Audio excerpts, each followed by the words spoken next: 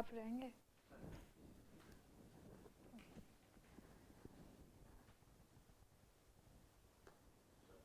So hello all.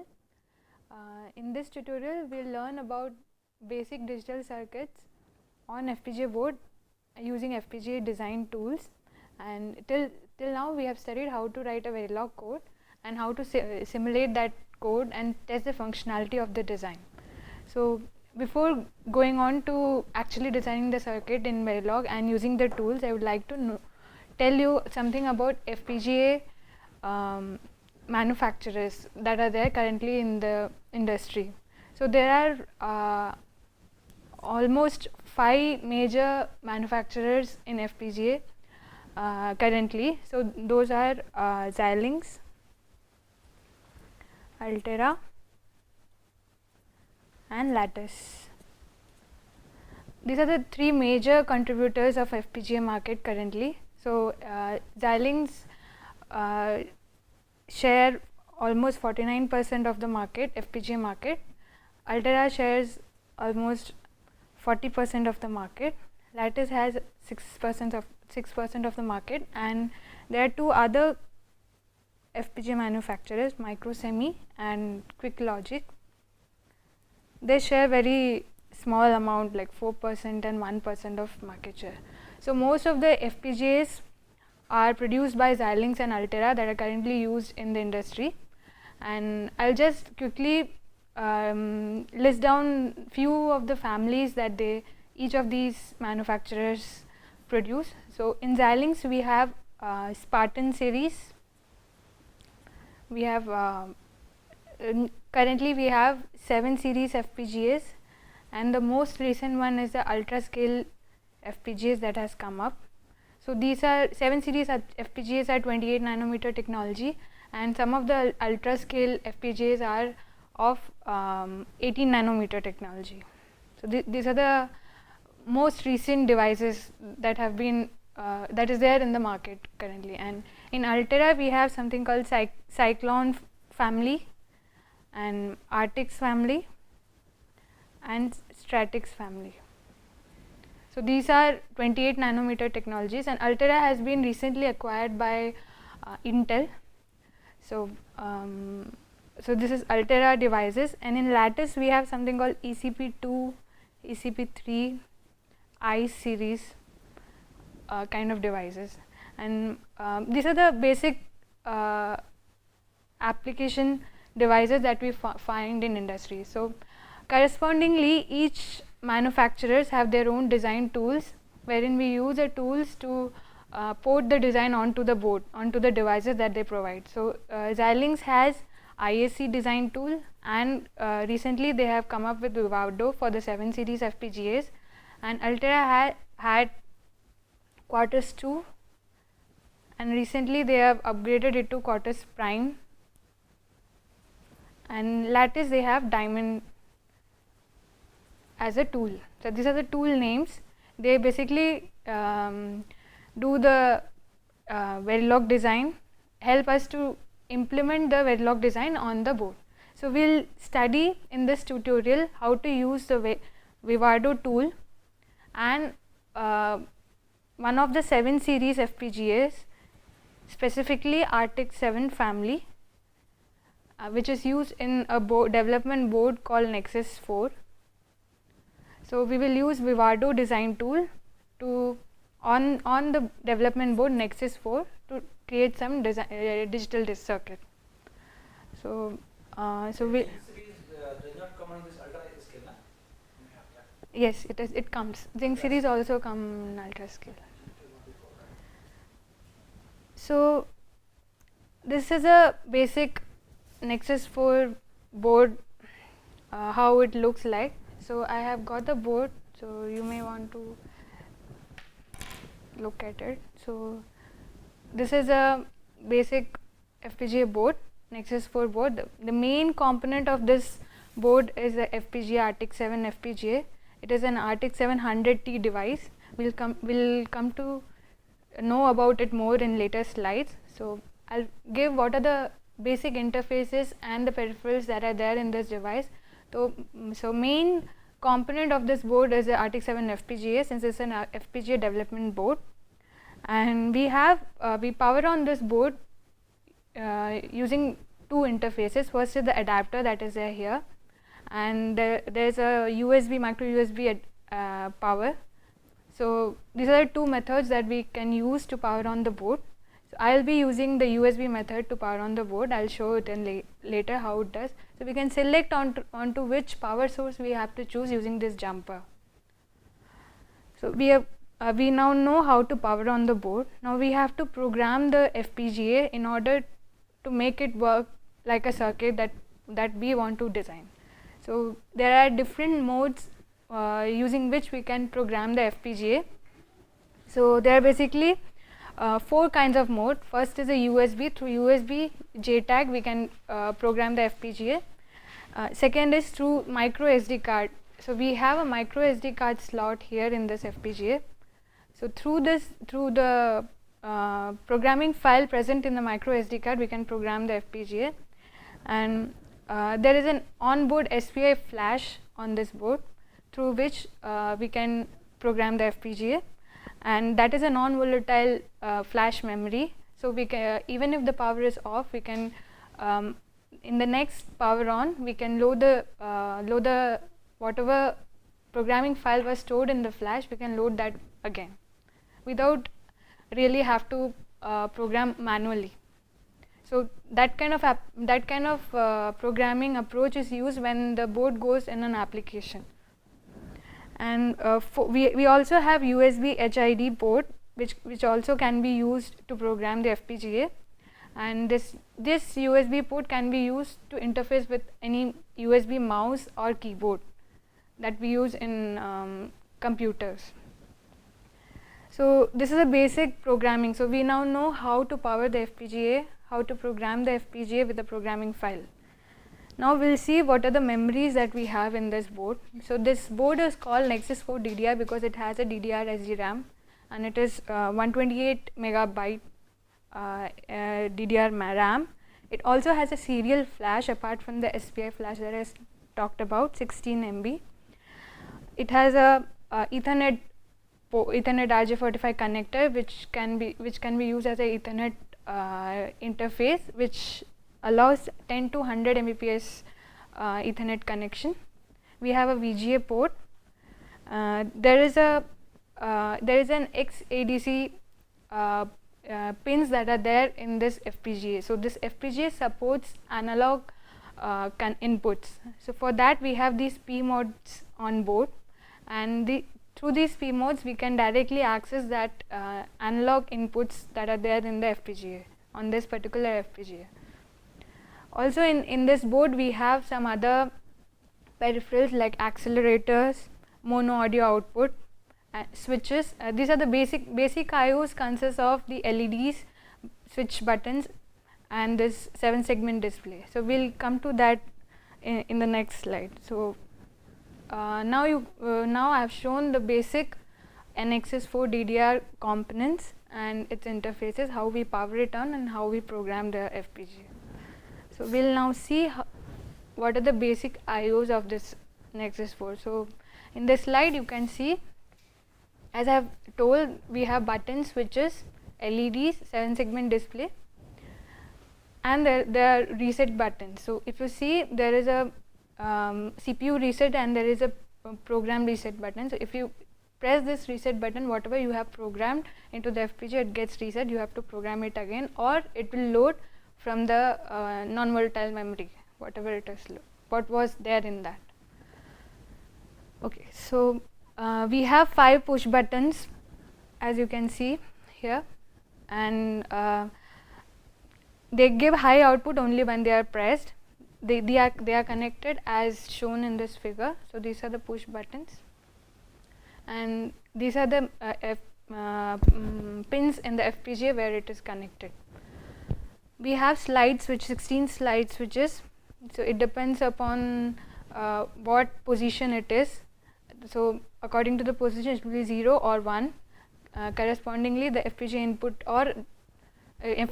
will be 0 or 1.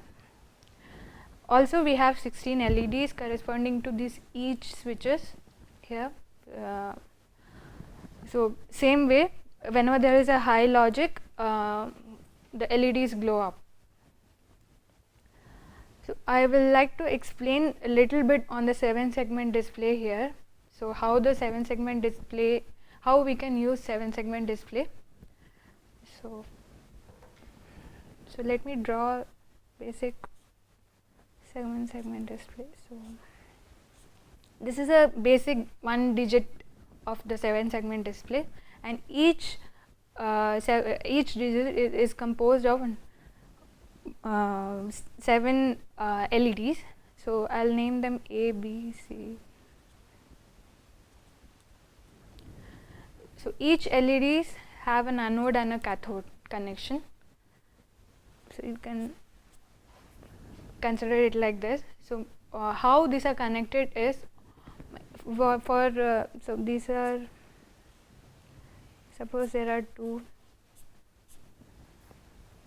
two digits. So each anode of each anode of this digit are connected together. So these are all A, B, C, D, E, F, G are all LEDs. So the anode connections are all shorted, and the cathode connection are taken out from each of these, and they are shorted. Hope it is clear for you. So all the anode connection of a particular digit is shorted, and all the individual cathode like CA, C1A, C2A, or like if this is first digit and this is the second digit, all these are all these are shorted. Hope it is clear. Each line has one diode, and each time the node area is sorted. Yeah. So what happens is from the FPGA, if we drive low to both of these, that particular segment gets eliminated. So that is how we control the 7-segment display. So this is about the basic IOs. So in this tutorial, I will try to use some of the basic IOs to show you how a very basic circuit is being generated, programmed, and used in the board. So let's move on to next. So I would like to describe a few things about RTX 7 FPGAs. So the FPGA that is used in this particular board is XC7A 100T. 7 specifies the series, and 100T specifies the number of logic cells that are used. So Xilinx have their 7 series FPGAs, and particularly RTX 7, which is a low cost and low power volume family. This is used for low cost and low power applications, and they also have Vertex 7 and Kintex 7 family. This depends on, so the family different families have different applications, and their performance and power consumption differ. So now I'll talk about the RTX 7 series that we are using in this particular board. So we have 100K logic cells, and we have around 15K logic slices. Each slice have 4 6-input LUTs and 8 flip-flops. So we'll see how this particularly, we can see how this composition or this architecture we can see in the tool. So these are the basic RTX 7 features which you can find in the data sheet of the device also. So I have put the references in the last slide, so you can check it out. So let's move on to Vivaro ID solution. So Vivaro was introduced by Xilinx for 7 series FPGAs. They have an interactive design. It is an interactive design tool which is used for many things like timing analysis, resource utilization, IO assignment, etc. It is also used for RTL development and analysis. There is a simulator, built-in simulator XSIM, which is used in Vivaro. So also in Vivaro they support TCL scripting, so we can directly use command line to launch some of the IDE solutions, like some of the tools, or to synthesize or implement the design. So we will see how we can do that later. Also in Vivaro they provide IP catalog, which can be used to integrate ready-made IPs that are available in the industry in your current design. So everything is included in one particular package. So that's why it's a Vivaro ID solution. We can use either that XSIM or model SIM. Yes, we can use a model SIM also.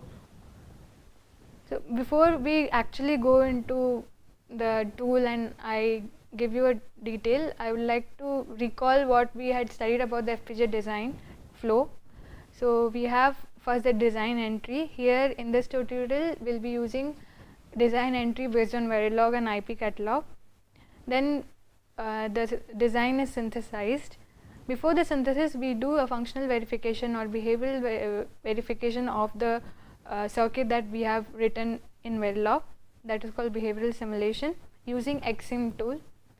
And then we implement the design where we do translate, map and place and route of the design. Once the implemented design is ready, we convert it into a binary form which is called bit stream, and then we program it onto the board. So this is the basic flow. And we also do functional simulation, static timing analysis and timing simulation once the implementation is done to check whether the performance meets our specification. This is the basic FPGA design flow which is followed in Xilinx tools mostly and in mostly other tools also. So we'll now see how we go about designing using a Vivaro ID tool. So first what you should be doing is you should be downloading the web edition Vivaro that is available online in Xilinx's website, and you have to first create an account so that you get a web edition license. So you download the software, install the license, and you have a working Vivaro tool for your testing purpose.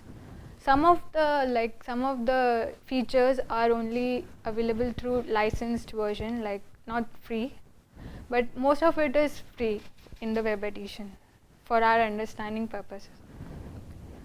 So okay, so I'll just open it. Okay, before this I would like to explain some more things. So I will be showing a project based on this design. So we'll design a 3:8 decoder which has 3 inputs and 8 outputs, and you can see the truth table. This is what the circuit behaves as. So if there is a 0, if x is 0, output will get y0 as 1. So this is correspondingly, so you know the 3:8 decoder functionality.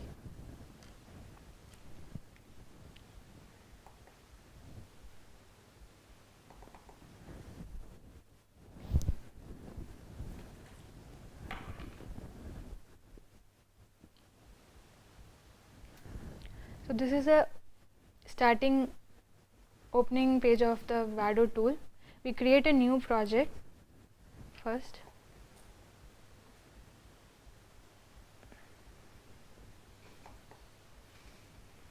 You specify the project location where you want to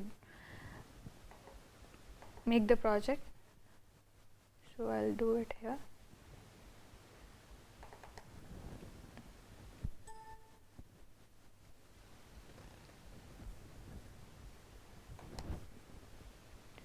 So we are making an RTL project, so we'll select RTL project. We add the sources that we need to add. So I have already written a Verilog code for this, so I'll add directly from here. So I'll add this source. If you have existing IPs that you want to reuse, you can add it over here. I am just using only the decoder code, so I am not adding anything here. You can add constraint files also here. So in the Nexus 4 DDR side, Digilens side, they have provided the X constraints file. I'll tell you in detail what a constraint file is. Basically it gives a physical location and the timing constraint of the device. So it is already provided by the board vendor.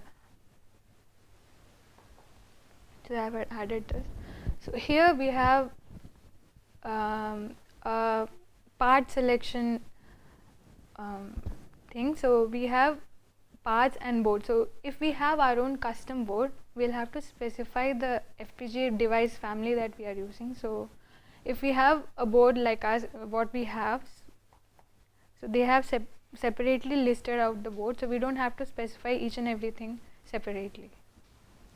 So I select the Nexus 4 DDR board here. So we are good to go. We are now creating a new project.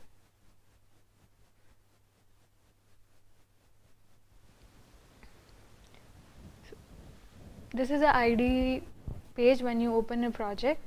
We have Flow Navigator, which has all these things. So I'll go through it one by one. So we have our code that I've written here, which we have added. So I'll just open it in the editor. So this is the editor, and this is the code that I have written in Verilog. So let's see first what are the project settings that are there. So we have mentioned which device we are using through the board setting. So we are using Nexus 4 DDR and this particular device, 100T device, and we are using a target language Verilog, which we can change. So we can have VHDL or Verilog here. These are all default settings that will keep it to the default. Then we go to the simulation settings, which is the target simulator that we are using, Vivaro simulator, and the simulator supports, by default it supports mixed language simulation, which means that we can simulate a design which has Verilog as well as VHDL files. And these are all the basic settings which we'll keep for now as default settings. This is the elaboration, which tells what kind of elaboration does a tool do. These are the synthesis settings. So we have different kind of settings that are possible. There are more options. So for now we'll keep all this as default, whatever it is there.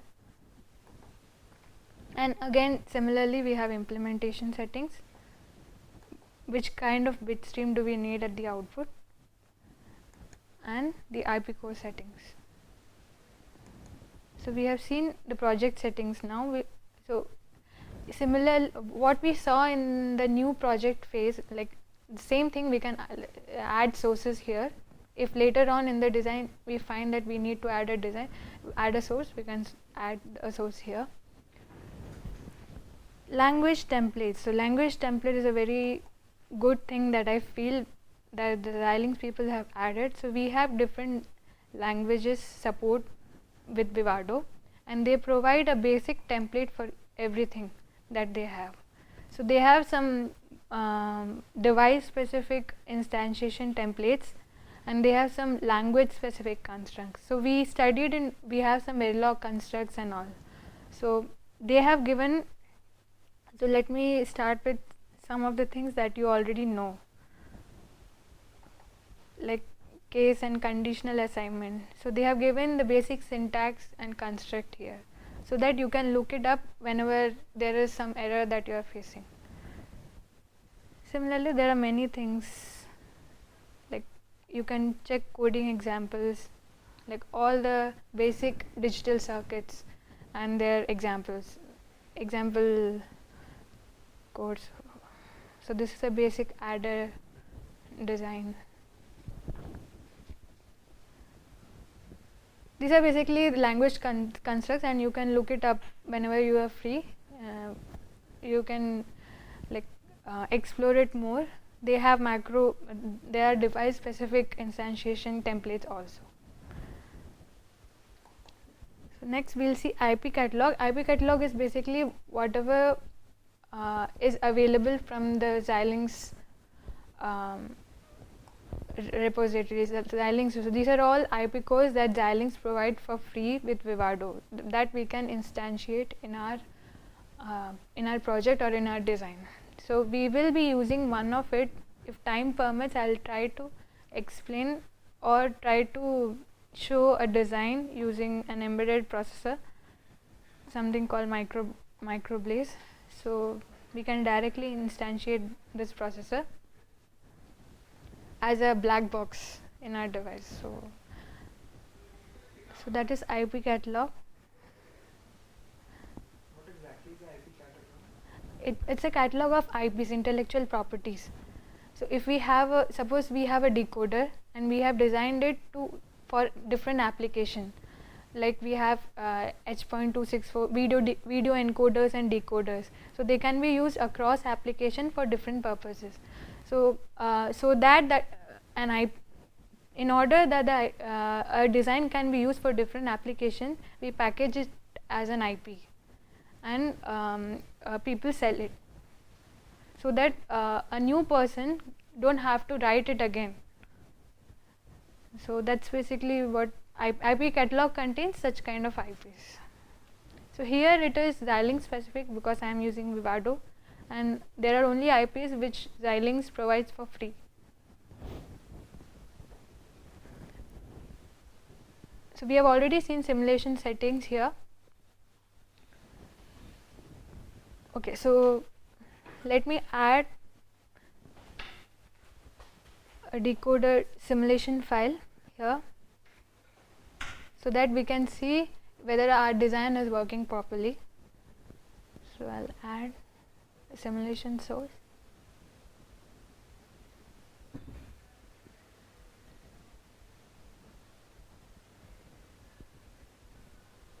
So you can see it has come here, TB. So this is the basic test bench.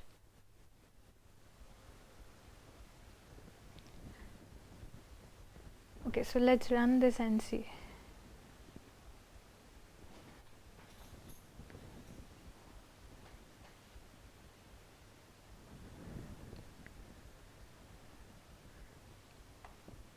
Here you can see that inside the test bench module we have called the design, basic design, and we are verifying it using some of the inputs. So here I'm increasing k every call, so I'm just giving 0, 1, 2 like that, like I'm just incrementing the input. Okay.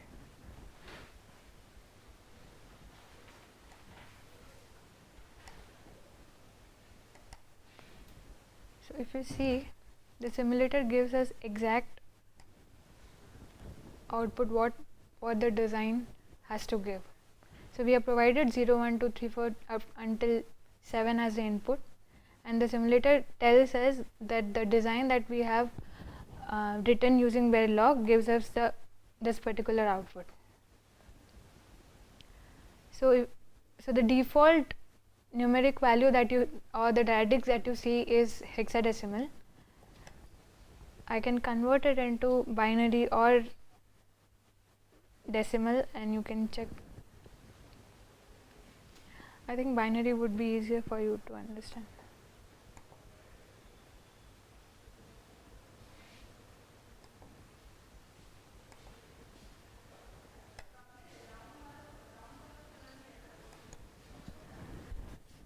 So these are the different values according to the truth table that we had.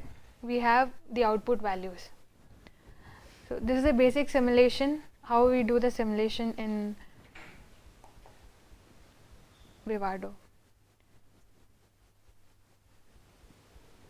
Okay. So let's now synthesize this design.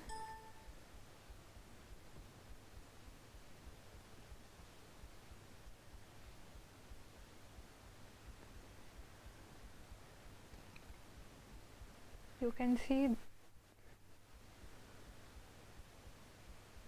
that we have run the simulation, synthesis is running, and you can see the message log also.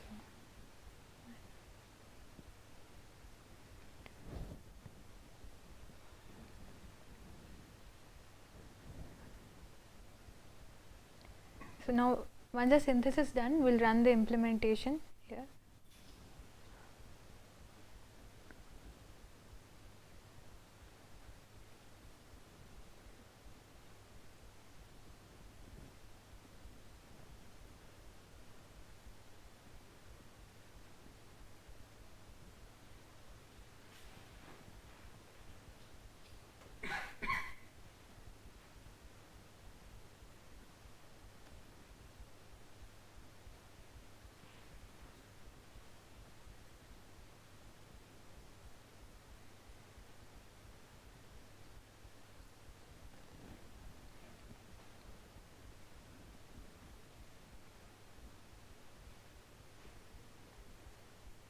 It depends upon the machine that the tool is running, so it takes time.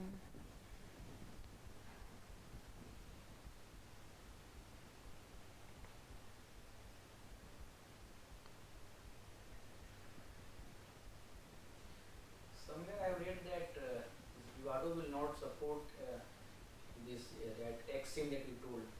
Okay. Earlier they were telling only that you use model SIM. So this XSIM is with new versions or what? No, it is integrated inside the Vivaro tool. So the basic Vivaro simulator is XSIM. So we'll generate a bit stream.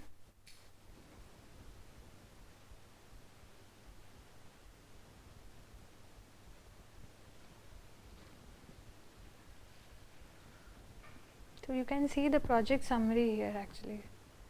We have completed synthesis without any errors, and the implementation is like the bitstream generation is still running, and we have got 2 warnings. If we have had a synchronous design with clock, we would have got timing information also. So currently, like I'm not given anything.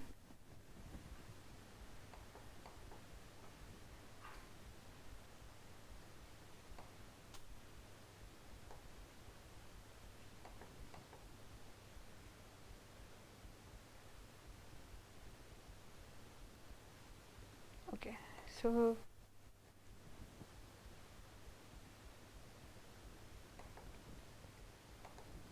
we have successfully generated a bit stream. So before we program the FPGA, we have not added a constraint file here. So there is no way that the particular bit stream will have the information that which input or which output is connected to which port on the FPGA. So that's why we'll have to add a okay, I have already added. So in the constraint file, I'll show you what the constraint file has. The constraint file has all the pins, input and output pins of the FPGA, and I have connected the inputs X 3-bit inputs to the switches on this board, to these switches on this board, and the outputs, the Y outputs, 8-bit outputs are connected to these particular LEDs. So we can see with the change in this inputs, we can see LEDs, different LEDs glowing. Okay, so I'll connect this and we can see quickly.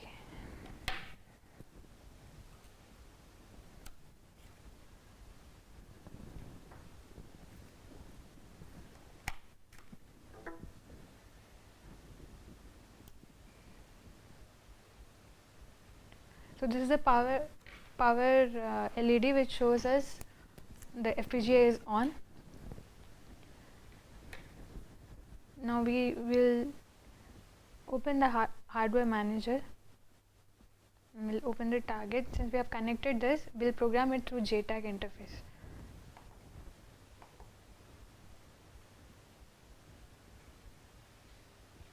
And we'll program it.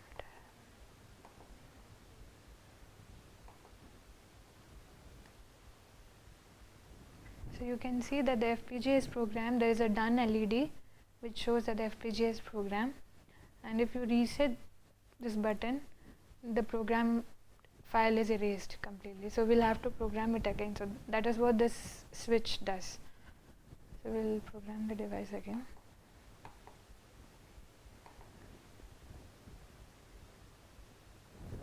As you can see, 0 0, the switch condition is 0 0 0 input of the decoder, and we have an LED which glows. So that is the corresponding Y output. So I'll just quickly show the basic 3:8 decoder working using this board. So we have first LED glowing, we have third LED glowing, 4, 5, 6 and 7. So this is a 3:8 decoder that is working on board. Okay, so hope you have understood how to work with a board and how to port a digital circuit onto the onto an Xilinx RTX 7 board using Vivaro design. So for all other boards and for all other tools, it is very similar. It's just that the naming differs and some of the conventions differ. Other than that, the basic flow remains same. Okay.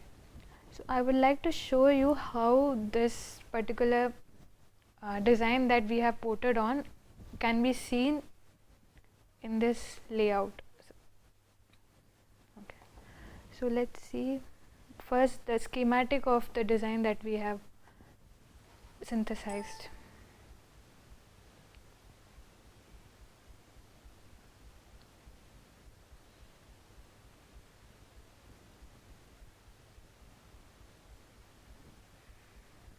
So this is the schematic of the device. We have some input buffers and output buffers, and an LUT is used to design the logic. We can also see the device.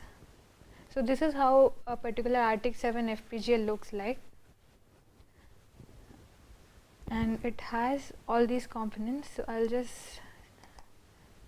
So we have IO banks, separate IO banks, and we have some 6 IO banks in this particular FPGA, and all of these are colored. You can see the clock regions.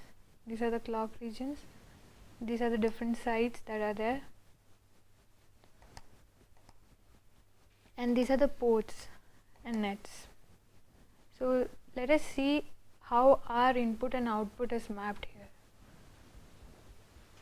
Okay, so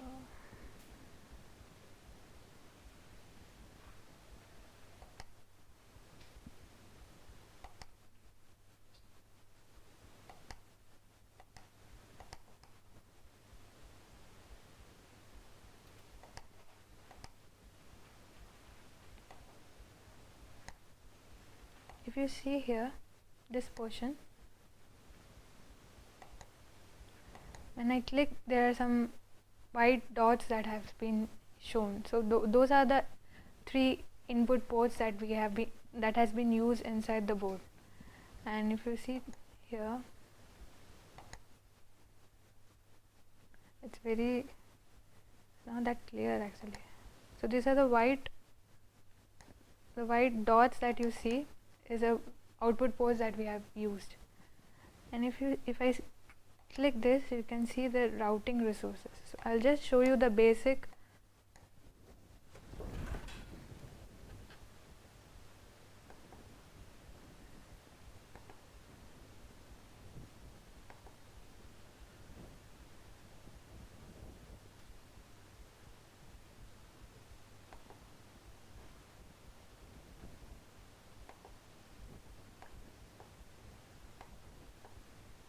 This is a basic FPGA fabric that we have.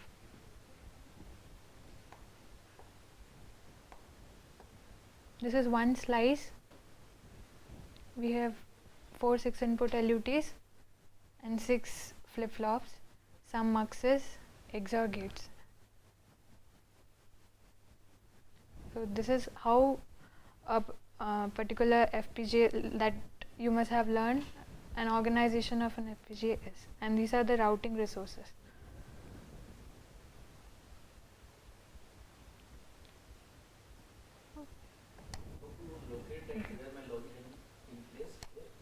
Yes, actually I'll show just a second.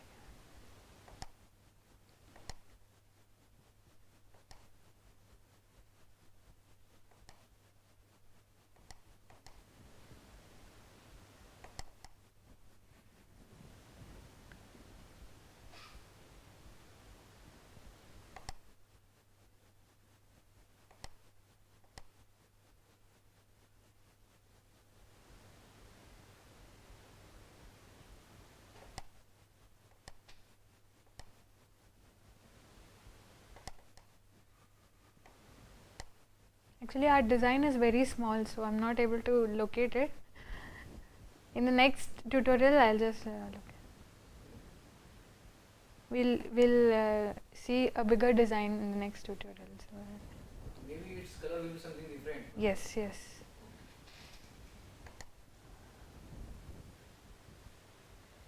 Okay, so that's all for today's tutorial. So we have successfully ported a FPGA design onto the board.